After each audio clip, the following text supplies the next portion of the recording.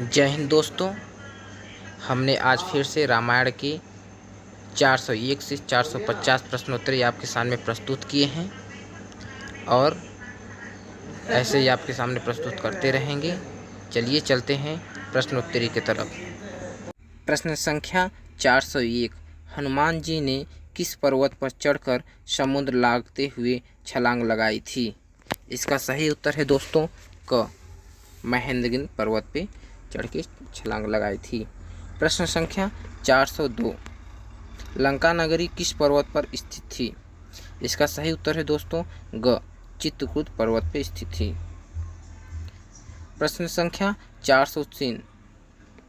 विषकर्णी, श्रवणकर्णी, संजीवकर्णी व संधानी नामक औषधियाँ किस पर्वत पे पाई जाती थी? इसका सही उत्तर है दोस्तों घ, महोदय पर्वत पे पाई जाती हैं। प्रश्न संख्या 404। महर्षि परशुराम का आश्रम किस पर्वत पर था?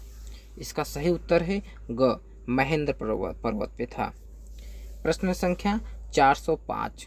श्री राम, सीता व लक्ष्मण ने श्रृंगेरपुर के निकट किस नदी को पार किया था? इसका सही उत्तर है क, गंगा नदी को पार किया था। प्रश्न संख्या 406। कुश लव का जन्म कहाँ हुआ था? इसका सही उत्तर है दोस्तों ख, वाल्मीकि आश्रम में हुआ था। प्रश्न संख्या 407। बनारस से लौटकर श्री राम ने अपनी जटाएं कहाँ कटवाई थी? इसका सही उत्तर है ग, नंदीग्राम में कटवाई थी। प्रश्न संख्या 408। मेघनाथ लक्ष्मण से युद्ध करते समय युद्ध क्षेत्र छोड़कर यज्ञ करने के हेतु किस स्थान पर चला गया था? इसका सही उत्तर है घ, निकुंभला देवी का यानी निकुंभला में चला गया था। प्रश्न संख्या 409। नंदीग्राम अयोध्या की किस दिशा में स्थित था? इसका सही उत्तर है ग, पूर्व दिशा में स्थित था। प्रश्न संख्या 410। खर और दूषण कहाँ रहते थे? इसका सही उत्तर है क, दंडक वन में रहते थे। प्रश्न संख्या 411। श्री राम द्वारा सीता को वनवास दिए जाने पर वह सीता कहाँ रही थी? इसका सही उत्तर है क, वाल्मीकि आश्रम में रहती थी। प्रश्न संख्या 412।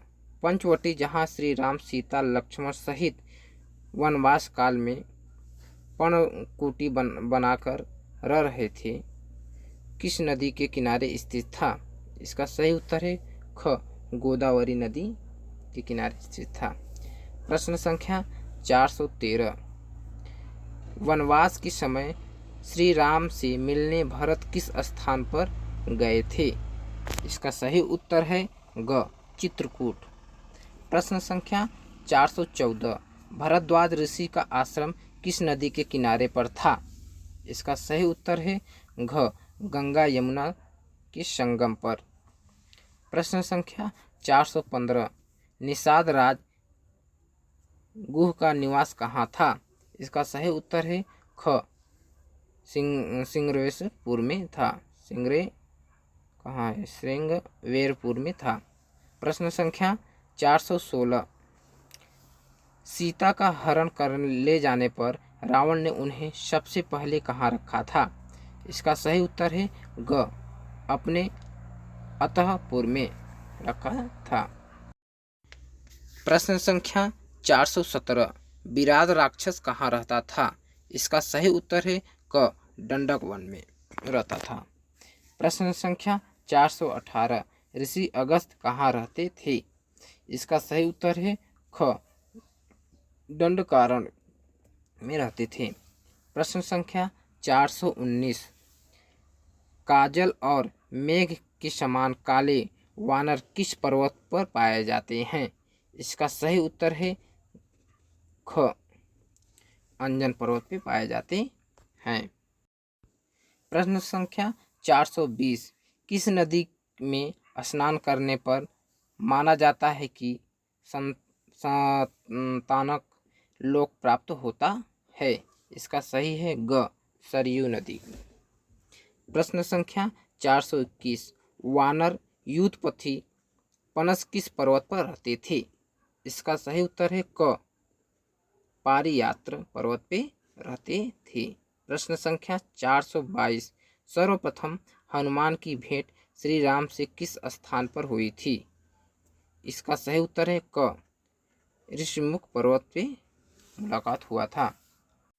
प्रश्न संख्या 423, गंगा शिव की जटा से छूटकर किस स्थान पर जाकर गिरी थी? इसका सही उत्तर है घ, बिंदु सरोवर। प्रश्न संख्या 424, वह कौन सा पर्वत है जिसका स्वरूप सूर्य के वरदान से सुस्वरमय बन गया था? इसका सही उत्तर है ग, सुमेरु। प्रश्न संख्या 425, शिव जी का वास स्थान जिस पर्वत पर है? प्रश्न संख्या ख, कैलाश पर्वत पे शिव जी का वास रहता है। प्रश्न संख्या 426, किस वन को जन स्थान कहा जाता है? इसका सही उत्तर है डंडक वन। प्रश्न संख्या 427, सीता जी की खोज के लिए सुग्रीव ने वानर युगपथी विनत को किस दिशा में भेजा था? इसका सही उत्तर है क, पूर्व दिशा में भेजा था।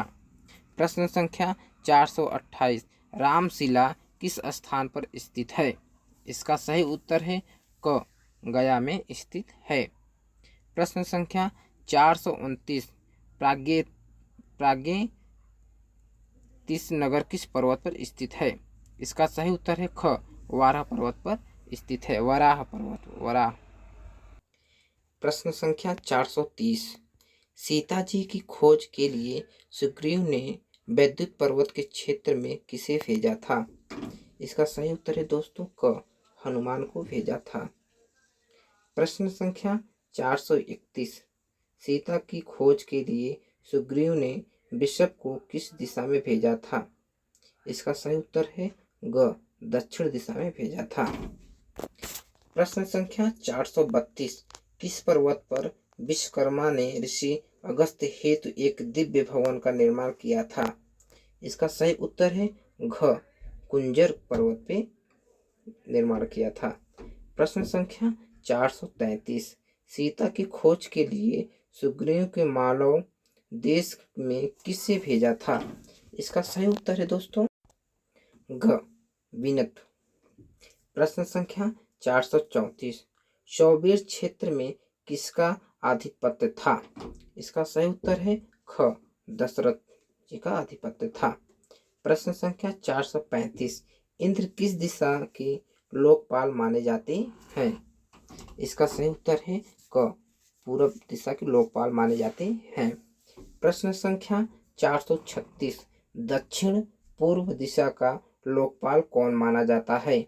इसका सही उत्तर है घ, अग्नि को माना जाता है।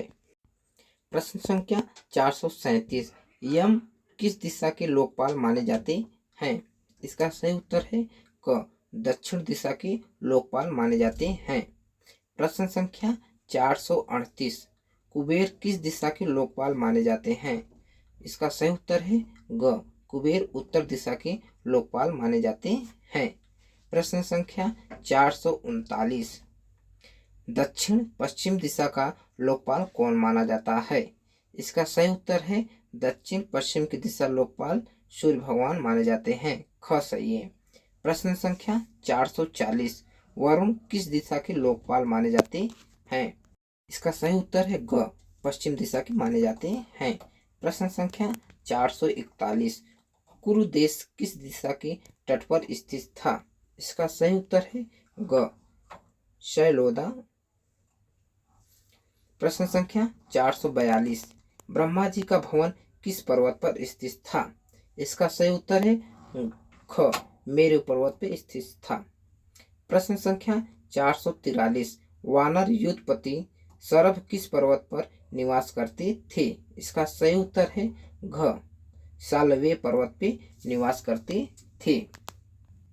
प्रश्न संख्या 444, केकय देश की राजधानी क्या नाम था?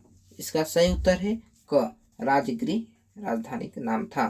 प्रश्न संख्या 445, श्रृंगवेरपुर किस नदी के तट पर स्थित था? इसका सही उत्तर है ग, गंगा जी नदी के तट पे स्थित था। प्रश्न संख्या 446, लौहपुर किसने बसाया था?